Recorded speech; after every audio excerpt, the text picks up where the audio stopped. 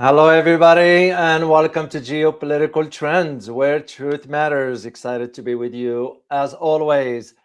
Today's topic, I will be talking about Iran. So, what are Iran's options, assuming that the US will move forward with an attack? So far, most of the indication doesn't suggest or do not suggest that the US is going to embark on this. But you have to understand the background, what's going on behind the scenes as to what's sort of letting the US being reluctant or sort of undecisive whether to move forward into this or not. So this is what I'm going to be providing you my own analysis about today in this particular live stream. Then we'll cover some other aspects moving forward. So, but first, let me say hi quickly our wonderful community. Liang, good to see you. Willie Holman, truth seeker, American citizen.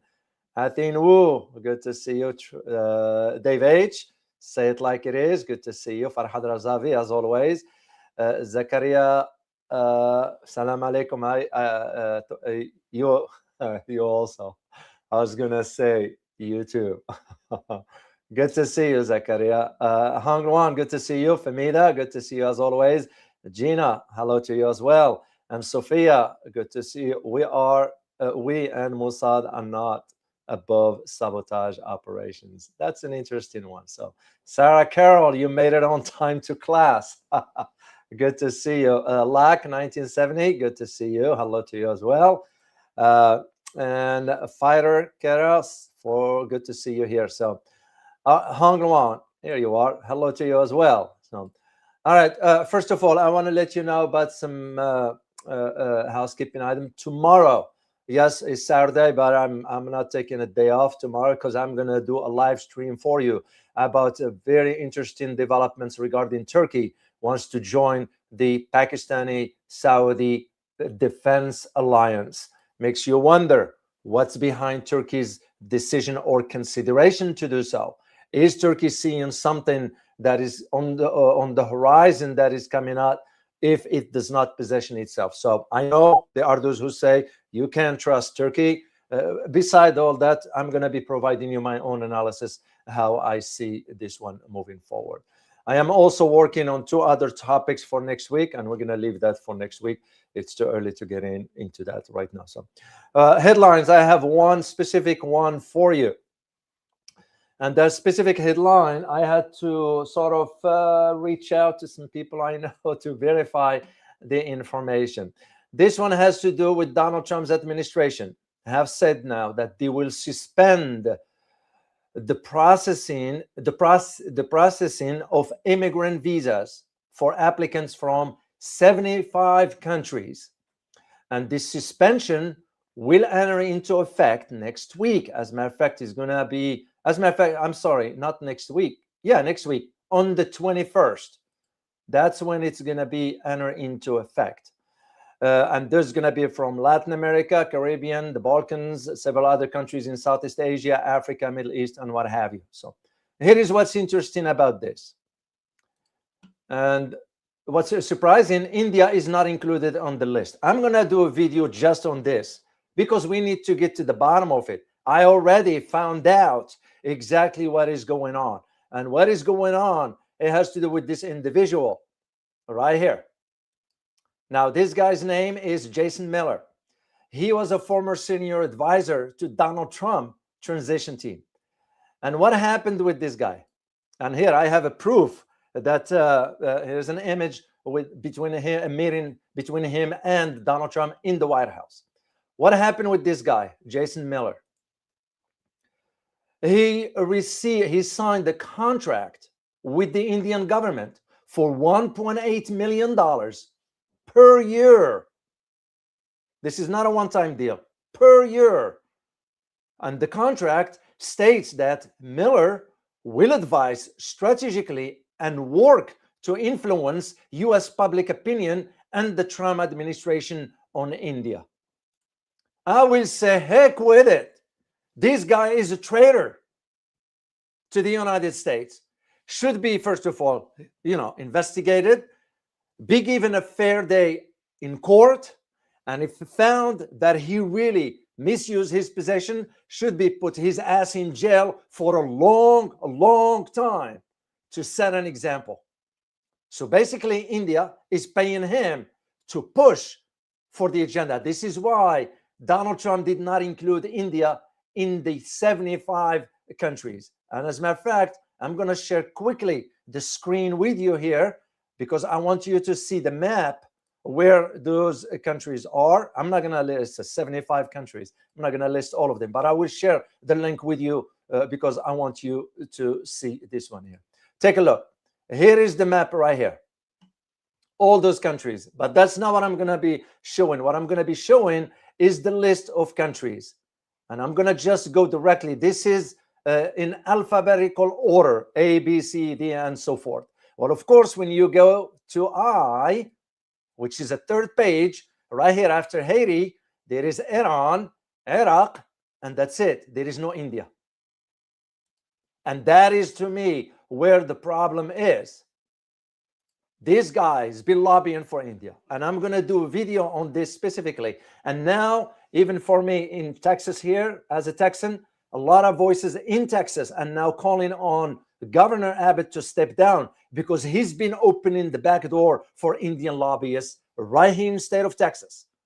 What a sellout. So I know it's a different topic, but it just angers me because I'm seeing the fraud that is going on right here in the state of Texas and across the country for that matter. So anyway, let's get into, I'm sorry. Here is the link for you if you want to read up on these countries that's going to be now banned from the visa applications and so forth. So I posted for you in the chat box. Now let's get into my analysis of what I'm going to be talking about today regarding Iran's option. So the way I structured this analysis for you, I want to provide you a big picture. I'm not going to be limited only to the military aspect, but rather I'm going to be talking about, for example, the opposition movements like Mujahideen-e-Khalaq. We're talking about the interference from the foreign agencies, the Mossad, the MI6, the CIA. We'll be talking about also the ability of Iran to jam Starlink connections, how this happened. All this I'm going to be providing you in my own analysis. And I will conclude with an excerpt from my book, Volatile State, Iran in the Nuclear Age. And this, that's why stay with me till the end here, because it will be very, very interesting for you to learn. So the idea of what I wanted to do in this analysis for you is I wanted to examine now this escalation or escalating tensions that's been going on for weeks. Don't fall for that.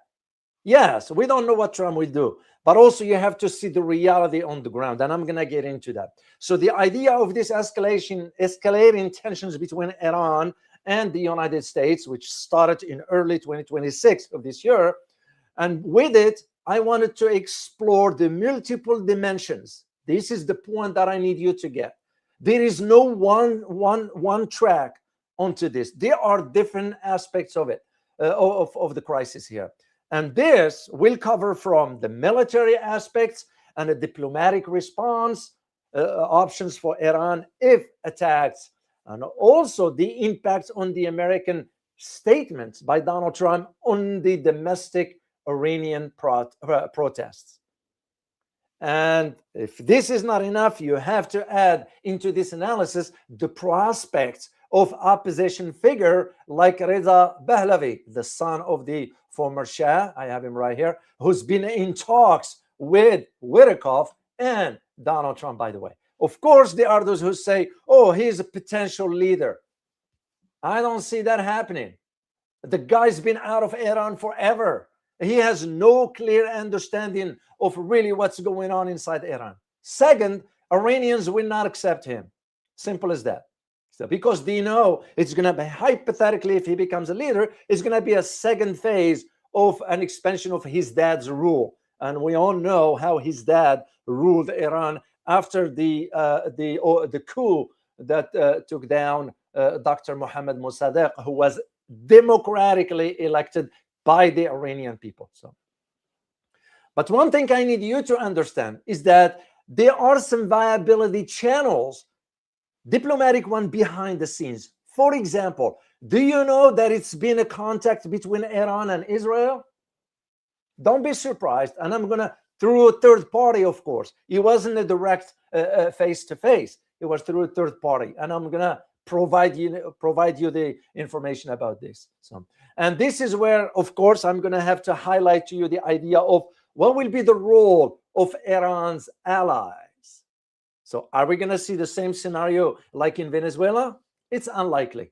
But Iranians are smart enough to see what happened in Venezuela, and they took the precautions measures necessary to protect the regime.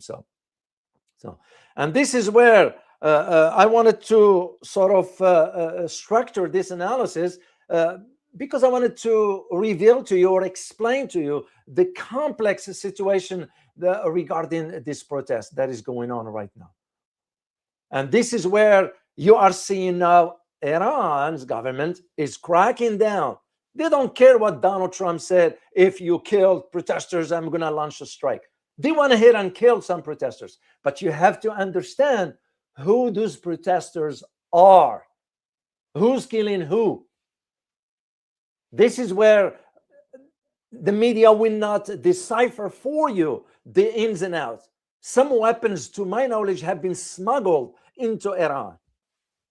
So this is where the idea of Starlinks comes in and so forth. Foreign powers are engaging to influence operations on the ground. This is the reality of it. And that is what I need you to understand. Of course, how Iran interprets now these events, because Iran will see it from one specific angle. And that angle is foreign conspiracy or foreign interference, which is nothing new.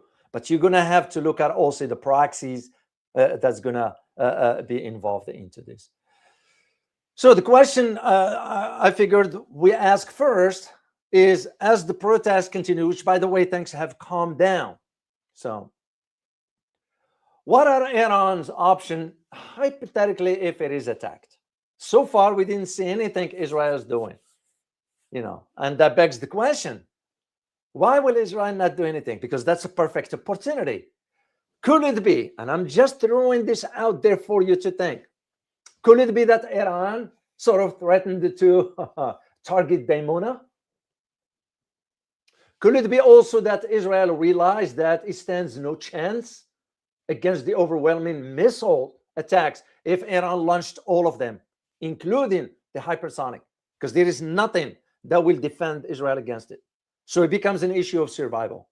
I don't know for a fact that that Israel does have the option of using nukes on the table. But we all know how it's going to end that, because you have two other countries that came forward and said, you know what, if you do that, Israel, you will pay at their price. And you know who those two countries are? It's North Korea and Pakistan. This is the interesting dynamics that I need you to understand. And this is tied to what I'm going to be talking about today as to why Turkey all of a sudden taking interest in joining the Saudi-Pakistani alliance. This is what's important to understand. Nonetheless, we need to ask the question. So if we are to go with the military response option, and remember, all I'm sharing with you now is just what if, because so far you should read the landscape. And when you look at the landscape, what do you see? You see that the US didn't move any aircraft carrier, any battle group. You didn't see that the US moved any forces closer to the ground. The one thing that we see is that the US decided to sort of move out certain personnel from Al Udeid base. Now, yeah, I can see the cautionary measures into this. But at the same time, Iran already reached out to Qatar and informed them. And I believe they didn't disclose the content of the call. But if I am to guess, is that the Foreign Minister of Iran, Mr. Iraqi, is telling the Emir of Qatar, we just wanted to give you a heads up that should the US launch any attack from your territory, your territory becomes a target. In other words, that installation become a target. And that's why we're saying just what if. Because here is the thing. The Iran's parliament speaker has already warned US military forces and Israel will be legitimate targets if, this is a big if the US strikes. This is why the attack now is put on hold. Is this means that the US will never attack Iran? No. If the opportunity presents itself, the US will do it. Why? Because you have bloodthirsty members in Congress like Lindsey Graham. They're pushing for this. And I'm also believe, my own opinion, this time around, Iran will not hold back. Because that's it. They're not going to be playing this. That's it. And who's going to be paying the big price into this is Israel. The survival of Israel now is going to be put. I saw an image last time during the 12-day war. They turned the subway, I think subway station or something like that, into a shelter. And this is why I believe Iran, in this case, should it be attacked, this time is going to unleash everything it has. Because there is something behind closed doors that's been going on since June of last year. And that has to do with Russia. Because remember, Russia did offer assistance to Iran, and Iran said no. And I have it on a good authority. It was Iran that turned that down. The same arguments I can make about the Assad regime, the former. When Russia told Assad, we will be happy to get involved militarily, and he said no. So, however, in the case of Iran, after the 12-day war, which some believe it should have continued this way, it put an end between Iran and Israel. I don't know what the outcome would have been, but suffice it to say that after that, Iran reconsidered its options and reached out to Russia. This is where the idea of shutting down Starlink came in. And I'll get into that in a second here. So Iran has indicated that both Israel and US military facilities, centers, bases, ships in the region will be legitimate target. And I don't think so. Both the US and Israel are taking this lightly. Once again, I believe this time around, Iran will not hesitate. And they're not going to wait if they are attacked. The response will come immediately. Because this is how I see it moving forward. Remember, back in 2025, US and Israel conducted the strikes on Iran nuclear program. And that's where the Iran defenses have been sort of weakened. That's what prompted them after that to reach back to Russia and said, you know what, we need to reconsider. And this is, again, where the idea comes in. But here is the secret that has not been openly discussed, is that Israel and Iran exchange secret assurances via third party. And who the third party is or was Russia, not the US, not the Switzerland. Switzerland is not neutral. Don't ever fall for that. Switzerland is as corrupted as other systems in certain parts of Europe. Not all of them, of course. So here is what happened. There were some leaks inside Washington. That's how usually it works. And if you work in Washington, you'll understand how this dynamics works. So, and those leaks from diplomats and some regional officers is that learned that Iran and Israel have exchanged reassurances. It happened in late December of last year. And this was done through a Russian mediator. And that one confirming that they had no intentions, meaning they, Israel and Iran, of launching a preemptive strike or preemptive attack. Remember, I didn't say an attack.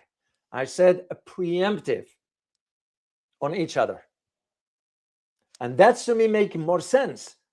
Otherwise, for what the US stated, that they will launch an attack, Israel will have preceded the US by this, because it will be an opportunity to Israel that the US now is dragged into the war whether it likes it or not.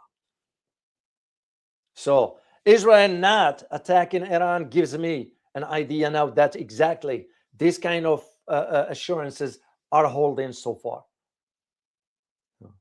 And this was confirmed from two other sources, because the Israeli officials informed their Iranian leadership through Russia that they will not launch strikes against Iran, unless Iran was the first to attack Israel, which Iran will not do it, in my opinion, unless it is attacked.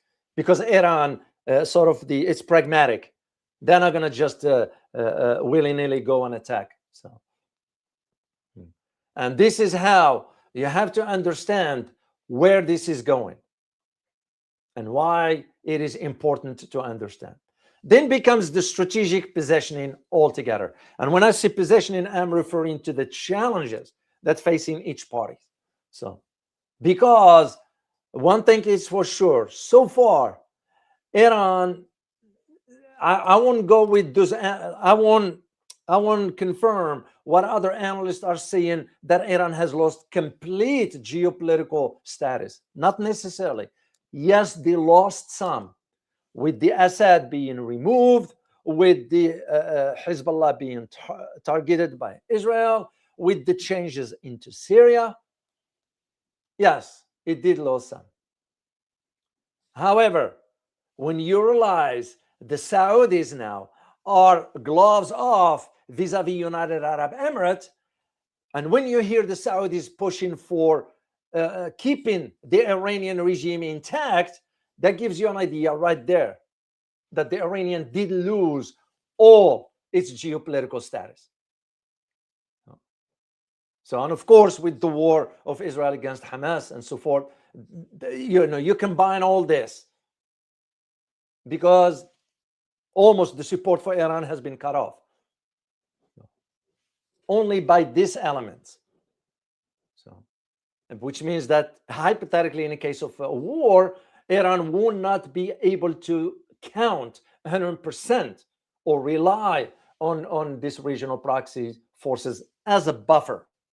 That's what I'm referring to. And that leaves Iran at this point with the diplomatic option. So, however, Iran is saying on one hand, we're still committed to negotiations. So, with the United States, which to me is, I don't know, it's playing diplomatically. Yes, it might make sense, but also it puts you in a weaker position. Because you are, by doing this, you are realizing who you give, who has the upper hand. And you, in this case, the country that's saying in this case, that means you are confirming that status of that. In this case, United States has the upper hand in negotiations. When you say, you know what, no more diplomatic negotiations or talks, given the language coming out of Washington. Because what Donald Trump is doing is just blabbing. But we cannot ignore that the situation remains volatile. And this is where you have now Qatar stepping in and trying to mediate between the US and Iran to prevent an escalation. Because one thing for sure, this time around, it will be catastrophic for the entire region and even beyond. Because if Israel, and I kind of know this for a fact, if Israel's survival is at stake, they're going to resort to using nukes. If they use nukes, you have already North Korea and Pakistan threatening retaliation. We all know what it means. And this leads to the impact of the American statement, Donald Trump's statements on the protests, because we have to keep that in mind to understand. Of course, the protests, when they heard this, they got emboldened. But who are those protesters? Are those Iranians? Yeah, to a degree, but you have to understand who's really involved into all this. And this is why when Donald Trump said, if any protesters is killed, we will launch a strike. The Iranian security forces went ahead and launched and killed some. But they were selective about this, the foreign elements, or even the Iranians elements, the opposition that have been provided either weapons or intelligence or what have you. And what did Donald Trump do? Nothing. So, and that is why there are those who are saying, oh, no, protesters would have continued their protest without Trump's promises of protection. Well, it makes sense. It's because even the Iranian president is recognizing the issues on the economy inside Iran. So, and that is where, when Trump said, oh, help on its way, in other words, giving a signal, just keep demonstrating. But at the same time, Iran's government intensified the crackdown.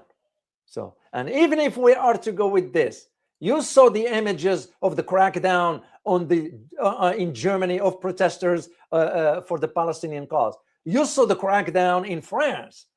Why nothing was said into that? And that's where you realize the double standard, the selective options. So because what the Iranian government is going to move forward with, and it's already did, is to crash these demonstrations or protests, because they know.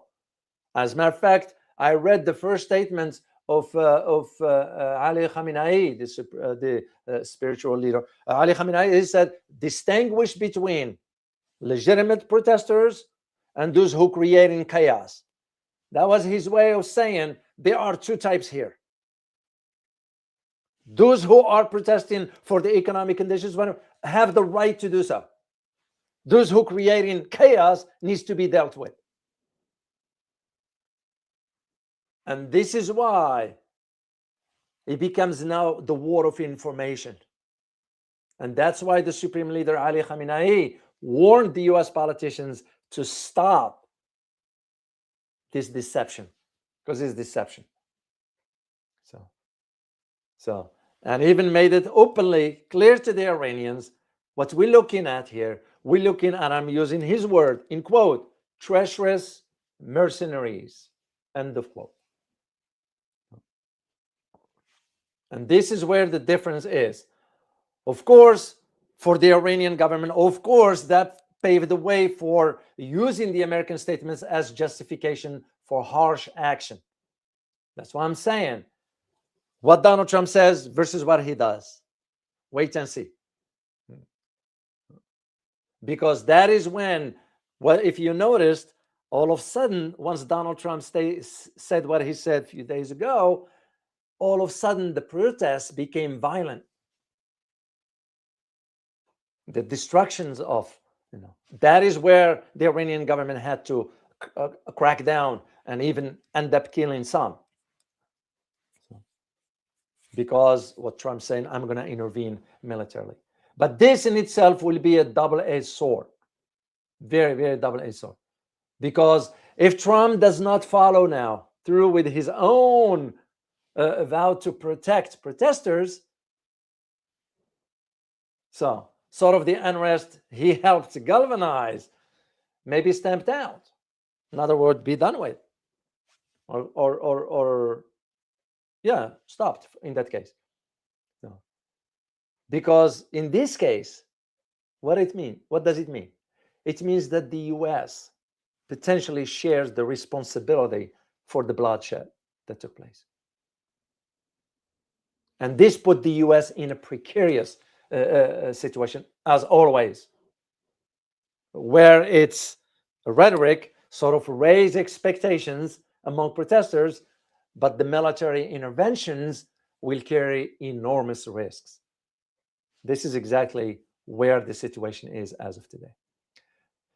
And this leads us to talk about the Pahlavi role into all this, because the way you know it, that is foreign supported, it was the chants that the protesters were chanting about Pahlavi. So, will Pahlavi be able to be a leader? No. Short answer is no. He won't survive. He won't make it. It's because the entire society It's not in line with, yeah, you have the opposition part. And I'm going to talk about the groups, the two main groups for that. But for him as a leader in Iran is highly contested. So when considering the current position, what do you see? Do you see that Reza Pahlavi is currently positioning himself as a leader of the Iranian democratic opposition? And this is where you have Western analysts, not all, but some, are pushing the narrative.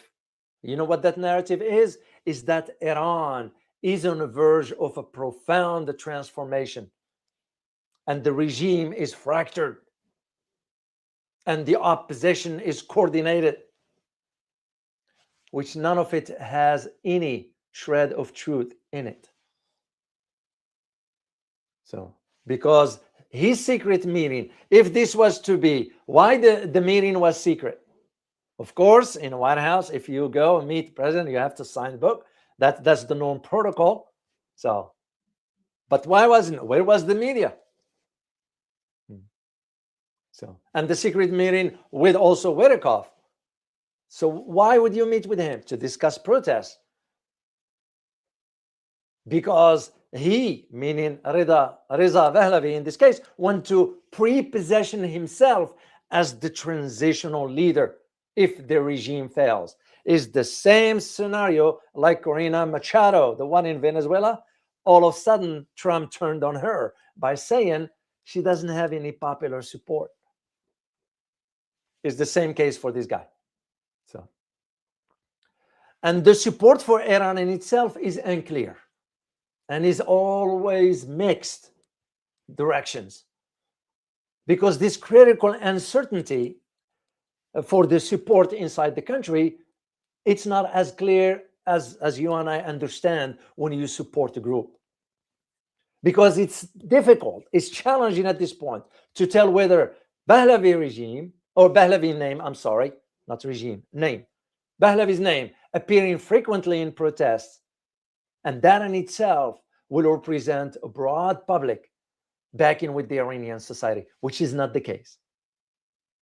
So, and this is why, once again, Western analysts, to justify this, they are arguing it from the perspective, oh, many Iranians will accept him as a temporary leader, as preferable to the current circumstances. No. You're playing with word here to manipulate the masses into thinking, oh, he is the next leader. Because Iranians, I'm not going to say 100% of them, but the majority reject him. So, and I even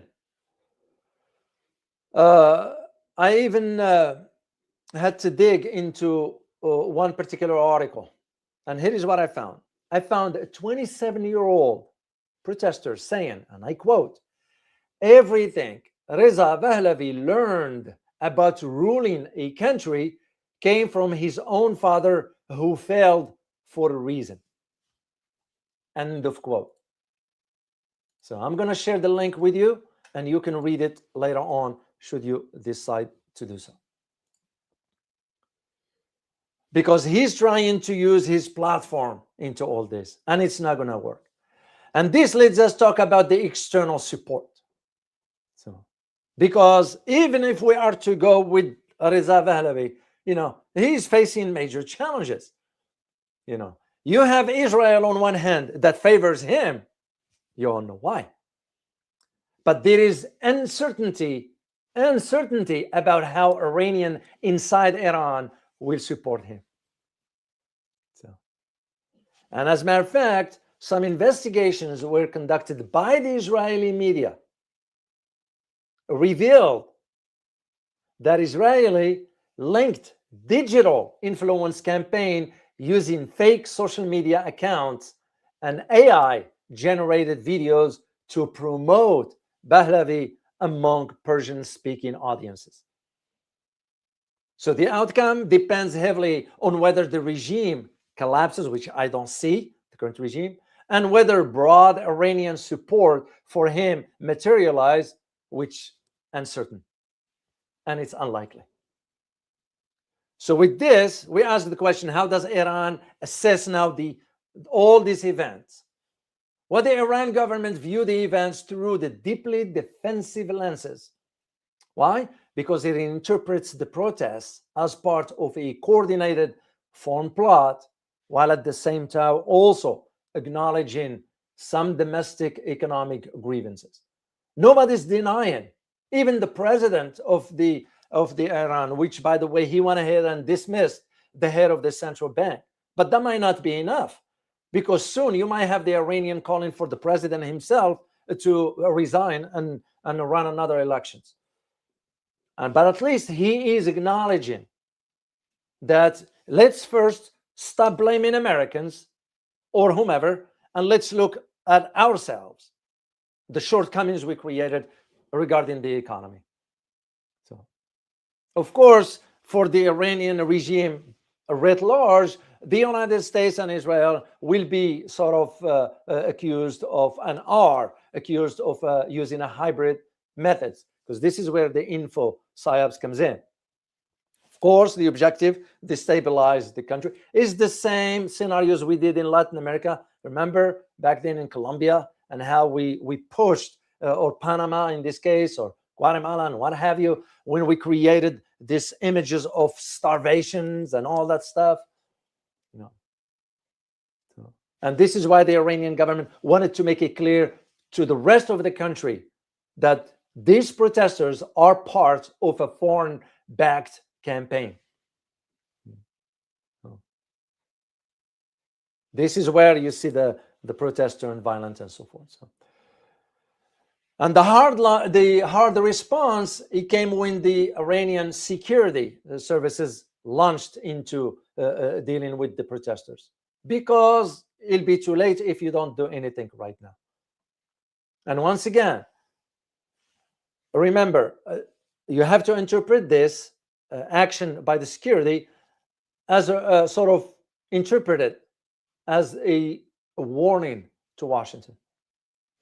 Israel, to a degree, Israel will do it differently, and Israel does things differently.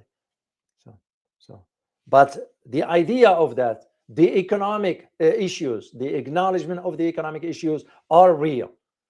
The president, Masoud Pezeshkian, recognized and acknowledged that the people have concerns, and that the government is ready to listen to its people. But it didn't refrain from not mentioning that the United States and Israel are trying to solve chaos and disorder. And that's, again, where that problem is, because you have a problem when you have a population that is angry because of economic conditions.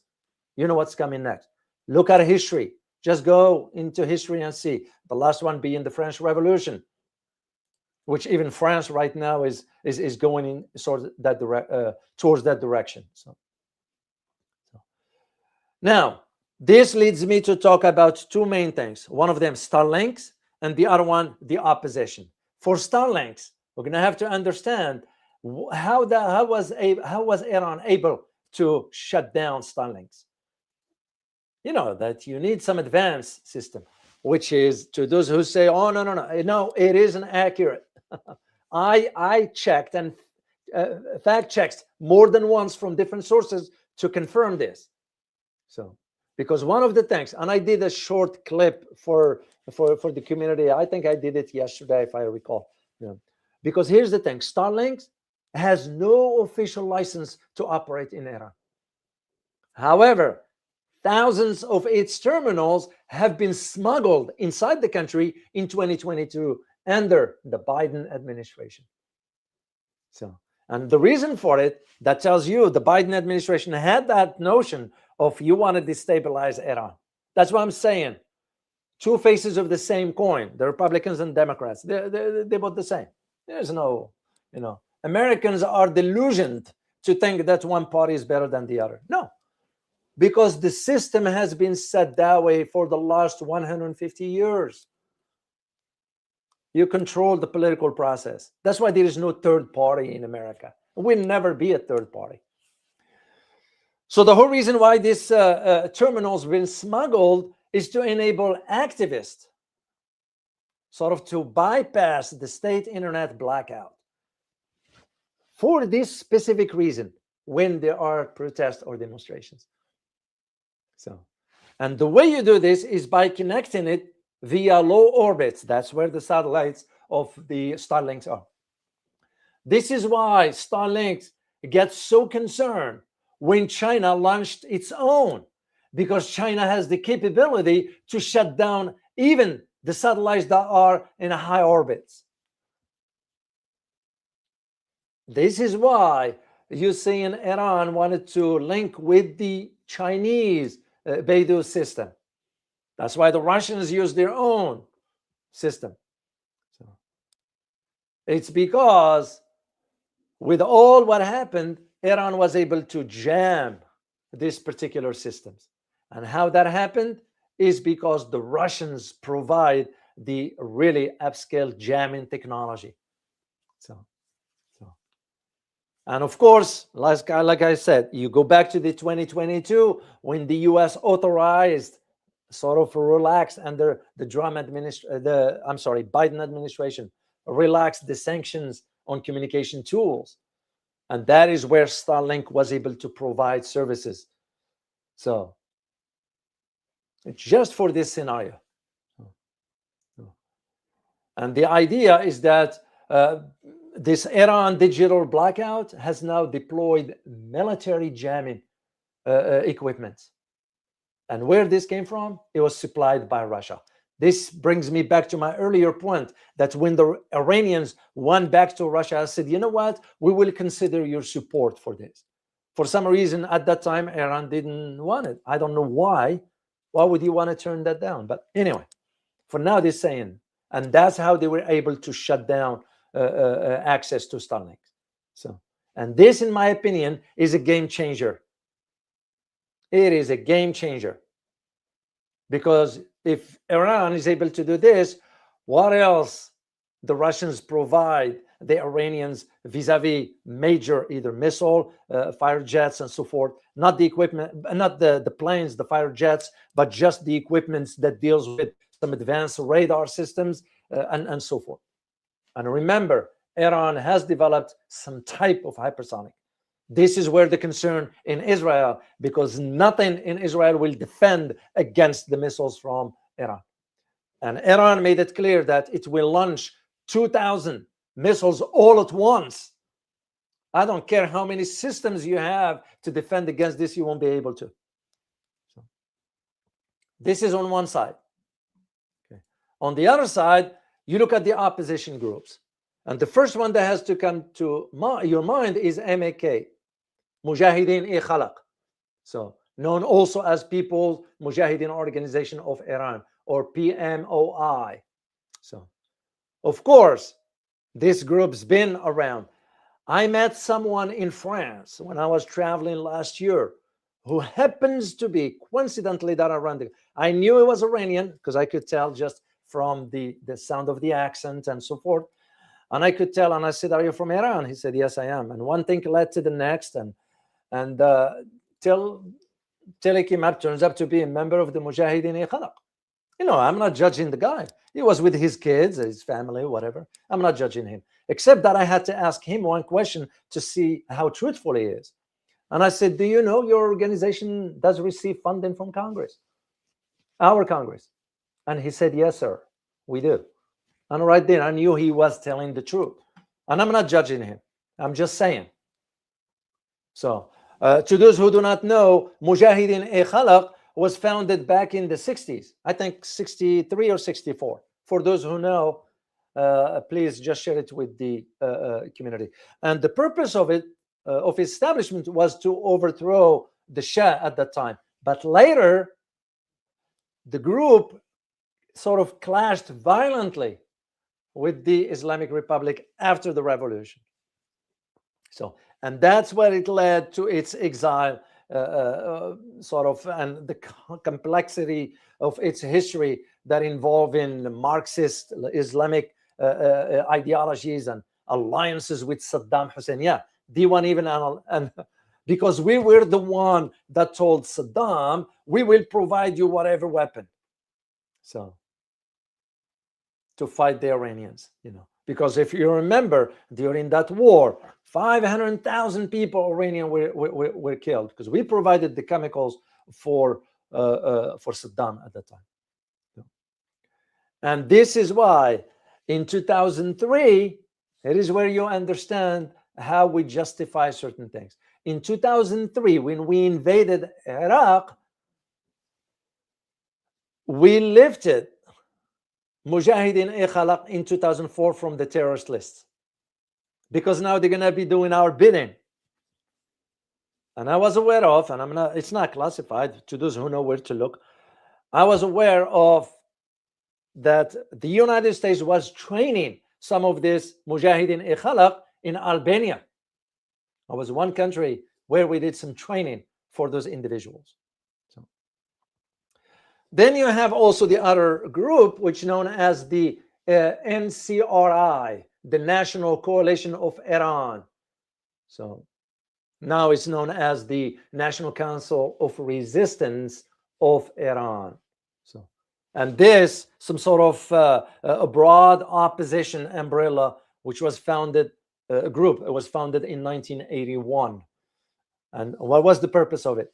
Is to establish a secular democratic republic. Well, heck, Iran democratically elected Mohammad Mossadegh in 1952 and so forth. And we conducted the coup because we didn't like the outcome.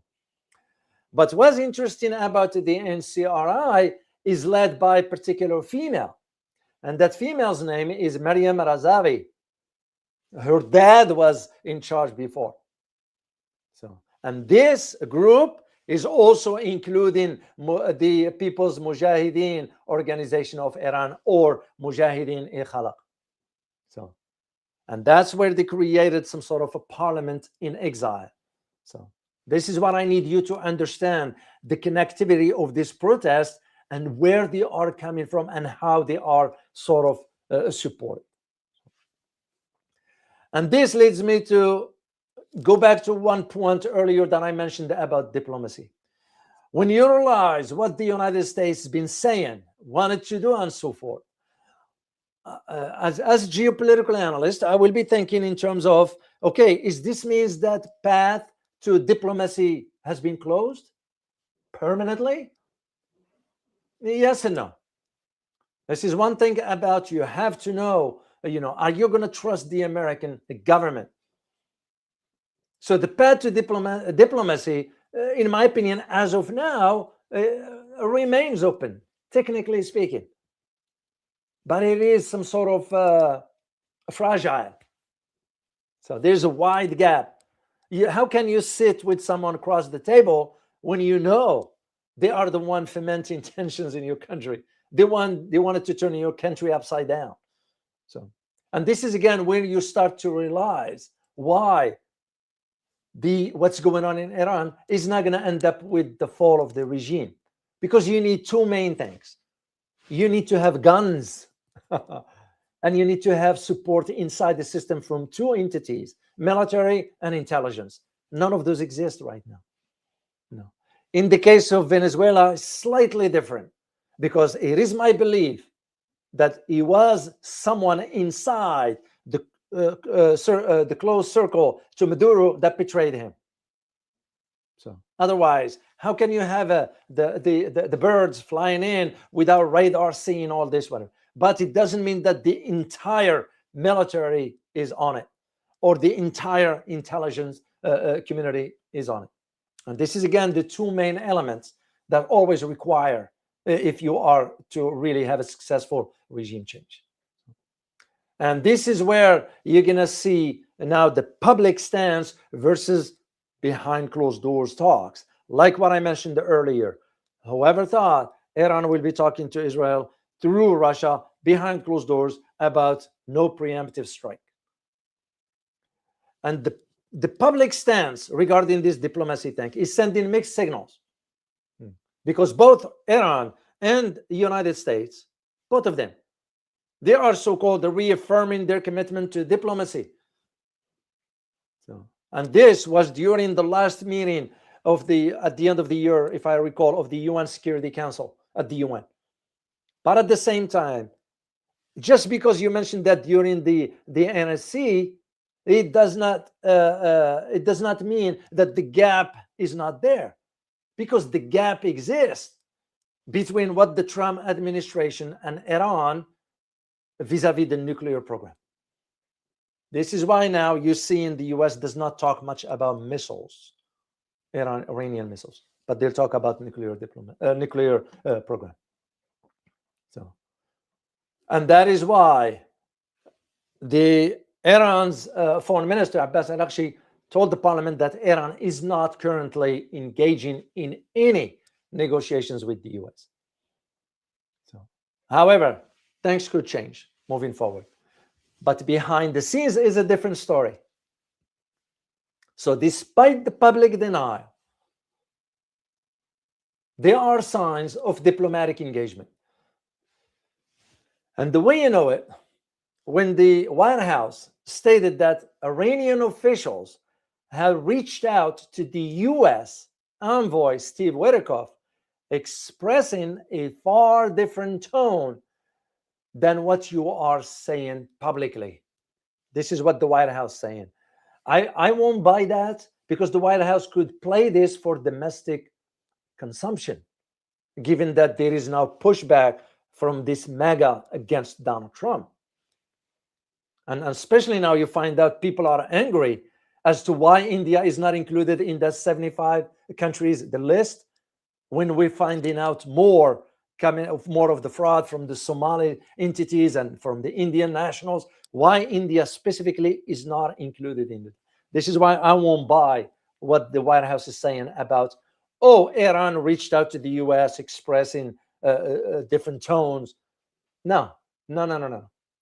So what it exists right now is the stalemate. That is the way I see it. So because the current position of Iran, it's different from what it is. Of course, Iran will say we are not seeking war, but at the same time, it's saying that we're ready to fight. If the US attack us, we will attack back. This is why, personally, I feel this time around is going to be different. Let's hope it doesn't get to that. Let's hope it doesn't get to that. So. Then comes the idea of the Iran's allies. Are they going to stand by it, or are they going to abandon it? There are already some talks from some observers saying that Venezuela found out the hard way that its allies gave up on it. What do you think? Did Venezuela allies, we're talking about two main ones here, we're talking about Russia and China, did they give up on Venezuela? And that's just a question for you to think, because I want you to think outside the box. So could it be the same scenario here? However, when I read that North Korea and Pakistan threatening to retaliate if Israel ends up using nukes, that tells me a different story. So when you think about both North Korea and Pakistan, two major clients of the two main powers, Russia and China, you can read between the lines. Maybe in this case, Russia and China did not need to come forward, especially the Chinese. Chinese do things quietly. Even the Russians now end up sending these jammers equipment. What else have they sent the Iranians? And this is why, in my opinion, once again, if the US was really serious about this, we would have seen movements of the aircraft carrier. I checked on this, and someone informed me, reliable, that there is a discussion right now to move the battleground, the battle force from South China Sea. We do have a presence there, and they're going to move it into the Middle East. Whether it's sort of 100%, I can't confirm that. But so far there is that thinking. And I don't see it, because if the US was really committed to this, they would have moved everything by now. And again, this is again where you have to think about the region. The two main locations will be devastated. We're talking about Qatar, we're talking about Bahrain. Qatar has Al Udeid base, and Bahrain has the naval, the Fifth Fleet. They will be targeted, no exceptions, if the attacks are launched from there. Now, Saudi is going to be limiting their airspace, because the Saudis do not want to see now regime change, given their gloves off vis-a-vis United Arab Emirates. Turkey wanted to enter in a different alliance altogether. And are we talking about a Muslim NATO here? Not necessarily. Not necessarily. But it will make more sense. But at the same time, there is the adage, to those who speak Arabic, the adage that goes, اتفق العرب على ألا يتفقوا. Arabs agree not to agree. This is why I'm saying these dynamics here. Let's not jump into that's it's going to be. One thing for certain is that Iran this time around will be prepared to just go 100% in retaliation if attacked. So when you think about allies, the allies for Iran are sort of, they appear to be willing to provide only selective support. I don't see them going for really some high level stuff, because remember, there are certain military technology you do not want to transfer to others. Yeah, allies or not. Think about the idea of the nuclear submarines that we're going to be selling to Australians. Do you think the Aussies going to have access to that? No, they will be operated by the Americans. Aussies will not have access to that stuff. So I will see the same argument. Or if there are joint military exercises, do you show everything you have? Not necessarily. Because once again, Russia did offer Iran back then in June 25, but Iran refused or turned it down, not refused completely. And once again, like I said, the same way when Russia offered Assad support, he turned it down. Now he's, we saw the outcome. So, but the military support, so that is coming from Russia and China, because Iran has turned towards China and Russia. So, but I do not expect some significant defense or security support. And this will be almost echoing or reflecting the same scenario that took place in June 2025. Will be some differences to it later on, maybe not. But for now, I just don't see any signs. So, and this is why, and by the way, this is despite Iran entering into some strategic partnership with both countries. So, because Iran now is going to have to deal with another problem. And you know what the other problem is? That India now is backing down from Chabahar project altogether. This is why I'm saying you cannot trust the Indians. You cannot trust the Indians. So India now is saying, oh, we're going to have to go back on the Chabahar projects and so forth, which Iran also has been investing into that. That's why you can't enter into any partnership. That's my warning to China. Do not enter in any venture whatsoever. Seek profit elsewhere. Seek profit elsewhere. So, and here is my conclusion, because that's all I have to share with you here on these aspects. And I want to conclude this with an excerpt from my Iran book that I addressed these particular aspects here. So, and like I argued back then, the Middle East, or West Asia that is bound to experience some sort of major political shift. That's what I said back then when I wrote the book, because Middle East is the way it is. So, and the chances might not be to the liking of the West, especially the United States. I predict that the region will enter into a new phase of its existence, one marked by even more political turbulence, which is exactly what we're seeing now. A new political order, which what we are witnessing right now. Sectarian tensions, the region also will witness the rising presence of global powers like Russia and China, whose role there throughout history has been somehow limited in comparison to the United States. So on the flip side, the region, meaning Middle East that is, will also experience a new wave of trouble because of the ongoing upheaval. And this outcome certainly will reshape both the political outlook and the geographical boundaries. This is what you're seeing now in Syria. New borders. So the new alliances will be forming. Yes, it could be along the religious, sectarian, or even ideological lines. That's, of course, it's a foregone conclusion here. But as ambiguous as it might sound, the region will also, I argued back then, will witness increasing dialogue between US and China, Russia and Iran, which is exactly what we are seeing right now. And this dialogue, I argued back then, will consist of some sort of a new security architecture that is set upon a political landscape that is already shaped by geopolitical shifts, which what we are witnessing. So my guess was and still is that the dialogue will include possible negotiations of how to readjust the strategic outlook and interests of all parties involved. And I concluded with this particular thing is that time is in the essence.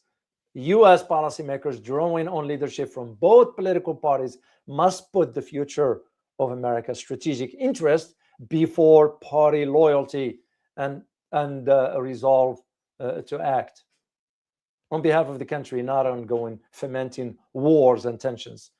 If the geopolitical shift in the Middle East is not addressed immediately, accordingly, vigorously, and competently, the consequences will be dire.